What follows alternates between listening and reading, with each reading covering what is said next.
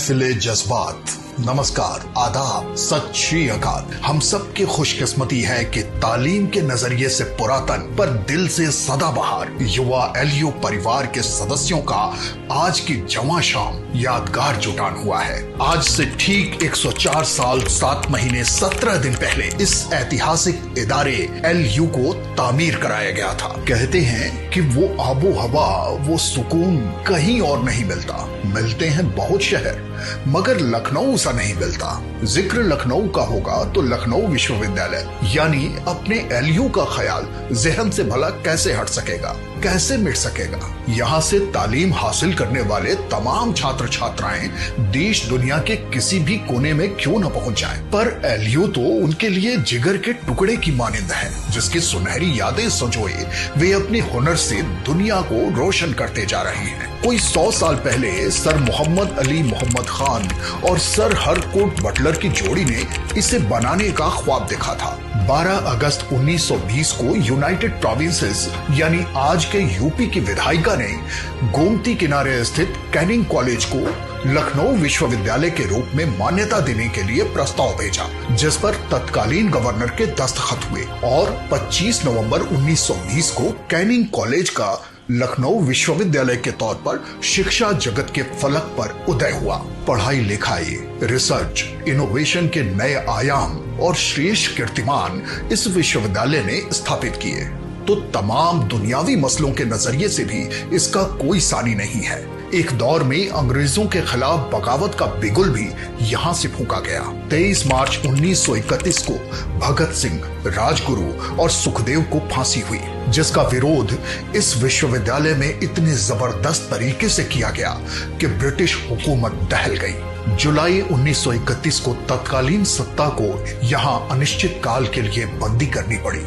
महात्मा गांधी, नेताजी सुभाष चंद्र बोस, पंडित जवाहरलाल नेहरू, लाल बहादुर शास्त्री, सरोजिनी नायडू, पंडित दीनदयाल उपाध्याय और अटल बिहारी वाजपेयी सरीखे महान नेताओं ने इस विश्वविद्यालय परिसर में अपनी आमद दर्ज की, जिन्हें देख सुनकर यहाँ के छात्रों में देशभक्ति की लौ रोशन हुई। पूर्व राष्ट्रपति डॉक्टर शंकर दयाल शर्मा एलयू की लॉ फैकल्टी प्रतिनिधि चुने गए। तब छात्र संघ के अध्यक्ष बने थे डॉक्टर हरि कृष्ण अवस्थी, जो बाद में इसी विश्वविद्यालय के कुलपति बने। यहाँ की छात्र संघ की नर्सरी से निकले कई चेहरों ने देश की राजनीति में अपनी अलग पहचान कायम की।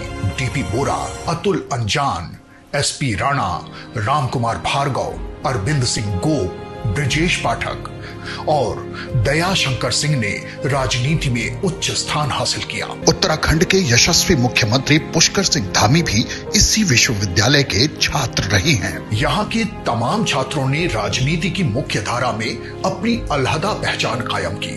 इन नामों की फहरिस्त में केसी पंत, हरीश रावत, सैयद सिप्ते रजी, सज्जाद जहीर, विजया राजे सिंधिया, जफर अली नकवी, आरिफ मोहम्मद खान, राम गोविंद चौधरी, डॉक्टर दिनेश शर्मा, कुंवर मानवेंद्र सिंह, सुरेश खन्ना, राजा भैया, डिंपल यादव, स्वाति सिंह, डॉक्टर महेंद्र सिंह, रमेश श्रीवास्तव, अरविंद सिंह, राकेश राणा, मोहसिन रजा, नीरज जैन और दानिश आजाद अंसारी सरीखी हस्तियां शामिल हैं। राजस्थान के पूर्व मुख्यमंत्री बरकतुल्लाह खान, कर्नाटक के रामकृष्ण हेगड़े, पंजाब के सुरजीत सिंह बरनाला, असम के हितेश्वर सैकिया और पूर्व केंद्रीय मंत्री एनकेपी साल्वे ने यहीं से विधि की पढ़ाई की। आचार्य नरेंद्र देव, जेडब्ल्यू चक्रवर्ती, डॉक्टर बीरबल साहनी और डॉक्टर राधा कुमुद मुखर्जी सरीखे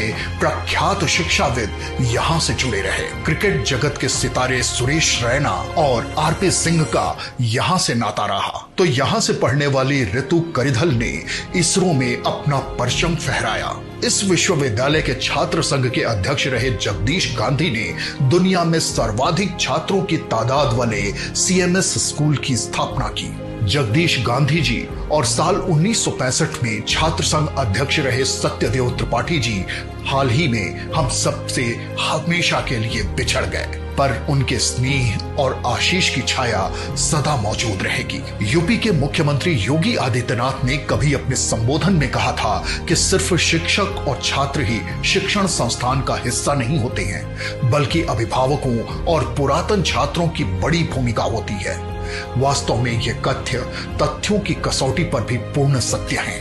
पुरातन छात्रों के दिलों में तो लखनऊ विश्वविद्यालय सदा ही धड़कता रहता है। यहाँ बिताए दिनों की यादें ताउम्र पुरातन छात्रों की सांसों में बसी हुई हैं। यहाँ के खट्टे मीठे चुटीले लम्हे हम सबकी साझी धरोहर हैं। यादों के इसी बेशकीमती खजाने के संदूक को खोलने और बीते दौर के दिलफरेब ख्यालों, लुभावने किस्सों, मखमली एहसासों से तरबतर हो जाने के मकसद से कभी अलीगंज के एक पार्क में जुटान का बीजारोपण किया गया था। अब ये पुष्प पल्लवित होता जा रहा है।